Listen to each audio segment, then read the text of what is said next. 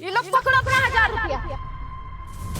क्या सोच के हमको 1000 रुपया दिया? बाजार घूमने जा रहे हैं हम, जो 1000 रुपया पकड़ा के चले आए हैं। अरे बच्ची का एडमिशन कराना है, समझ में आ रहा है आपको? अरे भगवान चुप हो जाओ। मार्केट में आके हमारी इज्जत नीलाम करना चाहती हो? बच्ची कुछ जो इज्जत है वो भी नीलाम करना चाहती हो? अरे इज्जत तो आपने नीलाम कर दी है हमारी। स्कूल में जाकर देखो ना, कितना दिन हो गया फीस दिए हुए, और 2500 रुपए देने, 1000 रुपया नहीं देना है, जो 1000 रुपया पकड़ा के चले आए हो। क्या करे मजबूर बाप, पैसा कहाँ से लाऊं? हैं 1000 रुपया हमारे पास था, 1000 ही रुपया देंगे ना, 5000 थोड़ी दे देंगे। हमारे पास पैसा नहीं है, हम जानते हैं एडमिशन कराई में 2500 रुपया लग रहा है, कहाँ से दे दे? रिक्शा चलाने जा रहे हैं ना, भूखे पेट जा रहे हैं, समझ में नहीं आ रहा है। अरे हमको सब कुछ समझ में आ रहा है, पर एक बात बताइए, जब आप काम करते थे, पैसा लाते थे, तो क्या जरूरत थी अपने दोस्तों को उधार देने की? जाइए उधार मांगिए उनसे वापस। अरे यार एक बात लेकर बैठ गई हो। उसको 1000 रुपए की जरूरत थी तो 1000 रुपया दे दिए। उसकी माँ की तबीयत खराब थी। अरे तो तबीयत खराब थी तो तब दे दिए थे, अब जाके मांग लीजिए। अब आपकी बेटी का फीस भरे जाना है, कहाँ से देंगे पैसा? आप सोचिए ना जरा सा। समझते हैं हम अपने बच्ची का भविष्य खराब करना चाहेंगे? बताओ भूखे पेट जा रहे हैं रिक्शा चलाने, क्यों? क्योंकि हम चाहते हैं कि हमारी बच्ची बड़े होकर बहुत आगे बढ़े, अफसर वगैरह बने, इसीलिए तो चलाने जा रहे हैं। तुम हो तो की मार्केट में आकर हमारी इज्जत नीलाम करिए। देखो समझाओ, तुम ना घर जाओ, हम कमा कर आते हैं, 1000-2000 रुपया कमा लेंगे। आज ना हम सुबह आएंगे, ठीक है? सुबह एकदम लगातार काम करेंगे ना तो 1000 रुपया कमा लेंगे। बहुत मेहनत करेंगे, ज्यादा ही कमा लेंगे। तुम जाओ घर जाओ। नहीं, हम मैडम जी से बोल के आए कि हम आज शाम तक पैसा जमा कर देंगे कैसे भी। अब एक बात बताइए, आप रात में आएंगे भी नहीं और आज पैसे भी नहीं दे रहे, अब हम क्या बोलेंगे उनसे? हम तो झूठे ठहर जाएंगे ना। आप एक बार क्यों नहीं सोच रहे हैं लड़की का फीस जमा करना है? अगर नहीं जमा किए तो स्कूल से निकाल देंगे वो लोग। जानते तू अब मर जाऊं, खुद को बेच दूं, क्या करूं बताओ ना? कैसे कैसे फीस जमा करूं? पैसा नहीं है तो कहाँ से मांगू? कोई दोस्त रिश्तेदार अमीर थोड़ी है, गरीब का गरीबी दोस्त होता है। सब हमसे ही मांग लेते हैं 100, 50, 200, 400। अभी 1000 रुपया दिया हूँ ना, बात करती हो, परेशान करके रख दियो मजाक से हट के। पूरा रोना आ रहा है, अपनी जिंदगी हुए में। हम परेशान कर रहे हैं? हाँ, आप क्या चाहते हैं? हम अपनी बिटिया का भविष्य बर्बाद कर दें? आप जिसे रिक्शा चला रहे हैं, मुझसे बड़ी होकर हमारी बिटिया भी रिक्शा चलाए, या उससे शादी करवा दे जो रिक्शा चलाता है? क्या चाहते हैं आप? कौन चाहेगा? कौन ऐसा बाप चाहेगा? तुम चाहती हो ना अभी कभी पैसा लाते हैं पैसा, काम करते हैं, रिक्शा जो है ना यही बेच देते हैं, फिर देखते हैं कैसे खर्चा चलता है। अभी बेच कर आते। नहीं नहीं, अगर आप ये रिक्शा बेच देंगे तो हम लोगों का घर कैसे चलेगा जी? वही तो समझा रहे हैं कि रिक्शा है तभी तो हमारा घर चल रहा है। भले हम कम पैसा कमाते हैं पर जोड़ते हैं, 2 वक्त की रोटी तो मिल रही है ना। पर तुम हमारी तकलीफ तो समझ ही नहीं पा रही हो। बस मुझसे बर्दाश्त नहीं हो रहा, मैं आज बेच कर ही रहूंगा, ठीक है ना? अभी बेच कर आता हूँ। ए जी, हमें माफ कर दीजिए, हम गुस्से में ज्यादा ही भड़क गए थे, बिना सोचे समझे आपको कुछ भी बोले जा रहे थे।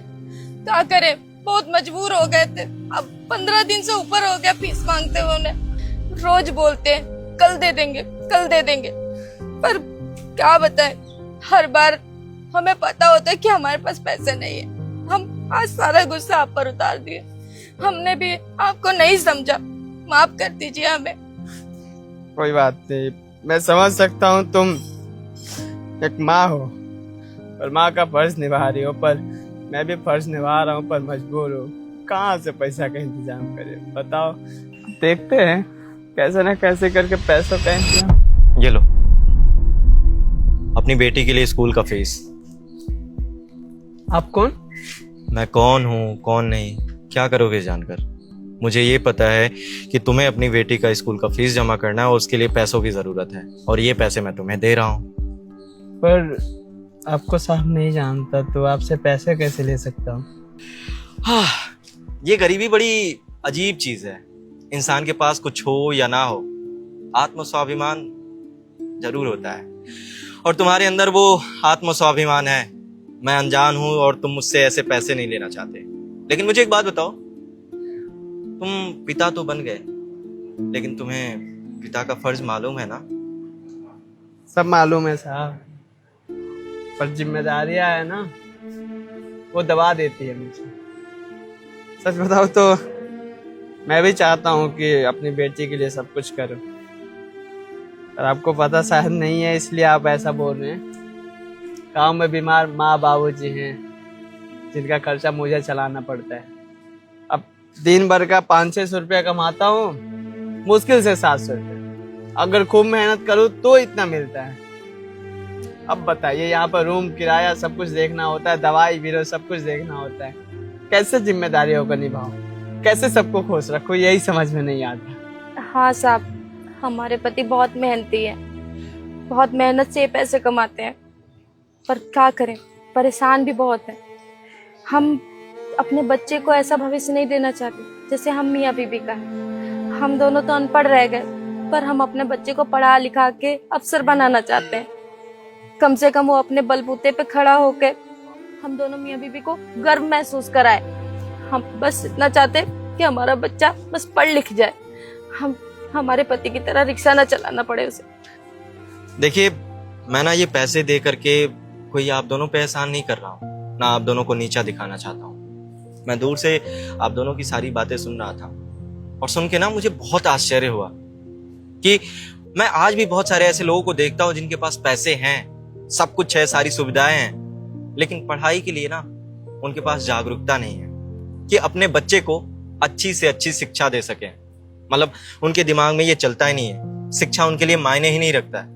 और आप दोनों की जब बातें मैंने सुनी ना तो मुझे आश्चर्य हुआ। भगवान ने इतनी गरीबी दे दी है, लेकिन अंदर एक जुनून दिया है जो हर एक पिता के अंदर होना चाहिए, अपने बच्चे को एक अच्छा भविष्य देने की। आप अपने बच्चे को पढ़ाना चाहते हैं, लिखाना चाहते हैं, उसे एक अच्छा जीवन देना चाहते हैं।